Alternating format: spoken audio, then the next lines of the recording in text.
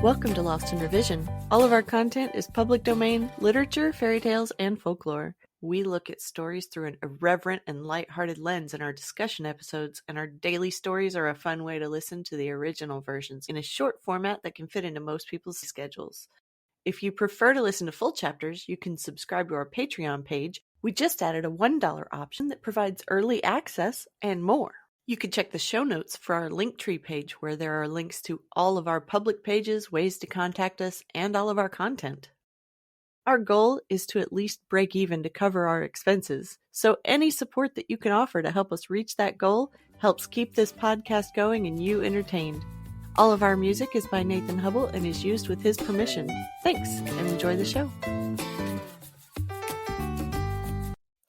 Will Stutely rescued by his companions. Part 5.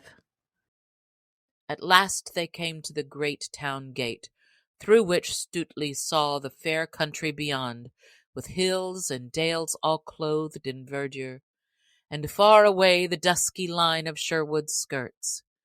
Then, when he saw the slanting sunlight lying on field and fallow, shining redly here and there on cot and farmhouse, and when he heard the sweet birds singing their vespers, and the sheep bleating upon the hillside, and behind the swallows flying in the bright air, there came a great fullness to his heart, so that all things blurred to his sight through salt tears. And he bowed his head, lest the folk should think him unmanly when they saw the tears in his eyes. Thus he kept his head bowed till they had passed through the gate, and were outside the walls of the town. But when he looked up again, he felt his heart leap within him, and then stand still for pure joy, for he saw the face of one of his own dear companions of Mary Sherwood. Then, glancing quickly around, he saw well-known faces upon all sides of him, crowding closely upon the men-at-arms who were guarding him. Then of a sudden the blood sprang to his cheeks, for he saw for a moment his own good master in the press, and seeing him knew that Robin Hood and all his band were there. Yet betwixt him and them was a line of men-at-arms. "Now stand back!" cried the sheriff in a mighty voice, for the crowd pressed around on all sides. "What mean ye, varlets, that ye push upon us so? Stand back, I say!" Then came a bustle and a noise, and one strove to push between the men-at-arms so as to reach the cart, and Stutely saw that it was Little John that made all that stir. "Now stand thou back!" cried one of the men-at-arms, whom Little John pushed with his elbows.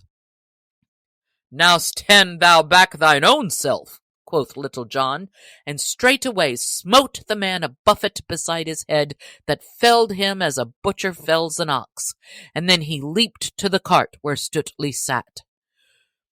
"I pray thee take leave of thy friends ere thou diest, Will," quoth he, "or maybe I will die with thee if thou must die, for I could never have better company."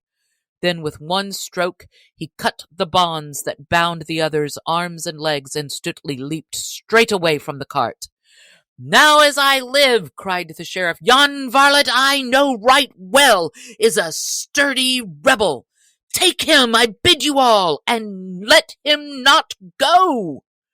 So saying, he spurred his horse upon Little John, and rising in his stirrups, smote with might and main.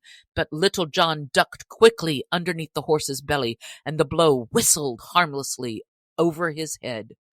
"Nay, good sir sheriff," cried he, leaping up again when the blow had passed, "I must e'en borrow thy most worshipful sword."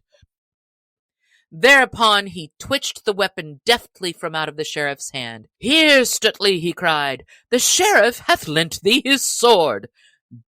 Back to back with me, man, and defend thyself, for help is nigh." I hope you're enjoying the stories. We sure are enjoying creating this for you. If you go and sign up on Patreon, you can listen without having to hear me talking in the intro and outro. For only $3 a month, you get the full chapters as soon as I have them edited, and you have your own personal RSS feed with no interruptions. We just added a $1 option that provides early access and more.